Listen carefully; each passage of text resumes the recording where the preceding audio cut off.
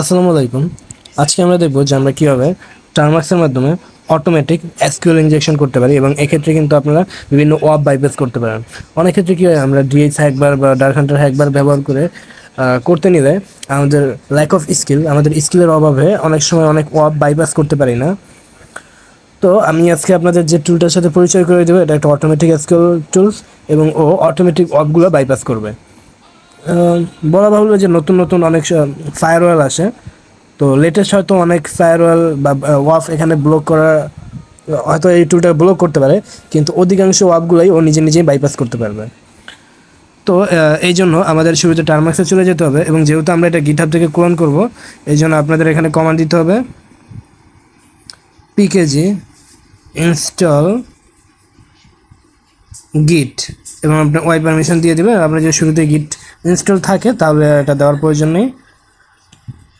আমার আচ্ছা, এটা ইনস্টল হইতে থাক, ততক্ষণে আপনারা চলে যাবেন হচ্ছে কি আপনার যে কোনো একটা ব্রাউজারে, এবং এই ব্রাউজারে আপনি সার্চ করতে পারেন হচ্ছে গিয়া PSQLI Pro। এইটা লিখে সার্চ করলে এই যে আপনার একটা গিটহাব পেজে আসবে। আপনারা এইখান থেকে গিটহাব পেজে চলে যাবেন এবং এই লিঙ্কটা সম্পূর্ণ কপি করে নেবেন।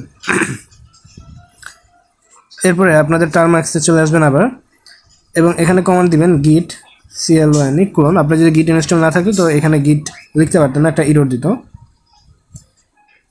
তো দেখেন আমার কিন্তু এটা 100% ক্লোন হয়ে গেছে, খুবই সিম্পল লাইট ওয়েট একটা ফাইল। এবং দেখেন এখানে আমার কিন্তু PSQLI Pro নামের একটা ফোল্ডার বা ডিরেক্টরি তৈরি হয়ে গেছে। তো আমি এটার ভিতরে ঢোকার জন্য এখানে দিতে পারি হচ্ছে CD PSQLI Pro। এবার যদি আমি ls দিই তাহলে দেখেন এখানে মাত্র দুইটা ফাইল, একটা হচ্ছে রেডমি ফাইল আর একটা হচ্ছে PSQLI.sh। এবং আমি এখন এই PSQLI.sh এই ফাইলটা রান করার জন্য আমি লিখতে পারি হচ্ছে ব্যাশ PSQLI.sh।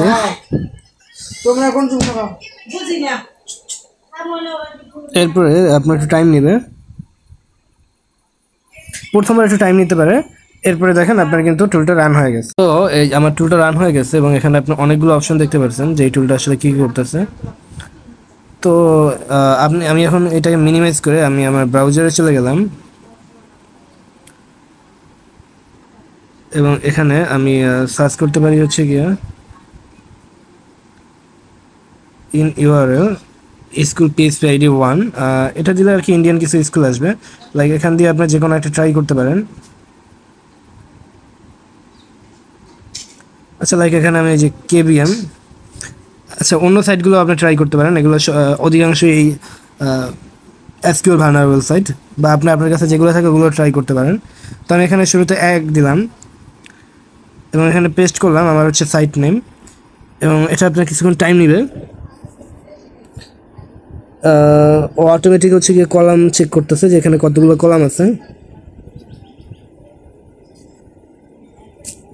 এখানে 9টা কলাম আছে এবং এখন দেখেন ইরোর বাইপাস করতেছে, এবং দেখেন এখানে ওর এই ওয়েবসাইটে কতগুলো ডেটাবেজ আছে এবং সবগুলো ডেটাবেজের নাম কিন্তু একবারে ডাম্প করছে। তো আপনার যদি স্পেসিফিক কোনো ডেটাবেজ প্রয়োজন হয় তো আপনি ওই ডেটাবেজের নাম লিখবেন, কিন্তু আমি এখানে সবগুলো ডেটাবেজ থেকেই টেবিল এবং কলাম চাচ্ছি।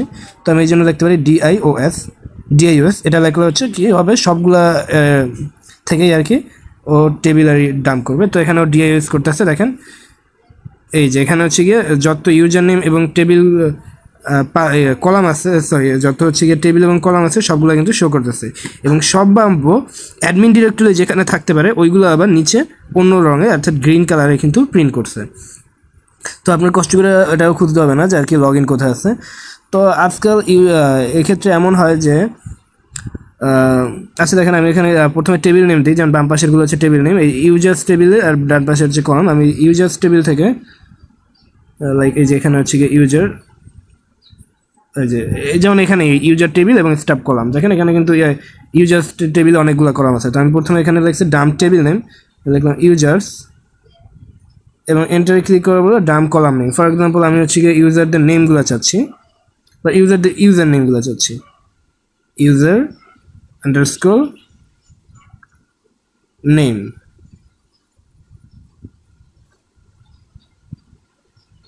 আচ্ছা, এখানে কিন্তু টাইপ মিস্টেক করলে হবে না, আপনারা কপি পেস্ট করে ট্রাই করবেন।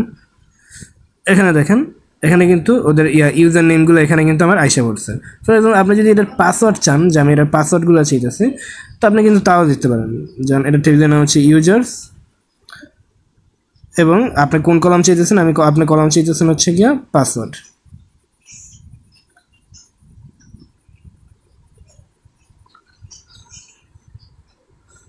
এখানে দেখেন পাসওয়ার্ডগুলো আছে, কিন্তু এগুলো হচ্ছে গিয়া হ্যাশ ফরম্যাটে আছে। তো হ্যাশ কীভাবে ডিক্রিপ্ট করতে হয় এটা নিয়ে সম্ভবত আমার ইউটিউবে একটা ভিডিও দেওয়া আছে, অথবা আমার ফেসবুক পেজে মেবি দেওয়া আছে, আপনারা এটা চেক করে নেবেন, বা আপনারা যদি না খুঁজে পান আমার বলবেন, আমি লিঙ্ক দেবো যে কীভাবে হ্যাশ ডিক্রিপ্ট করতে হয়।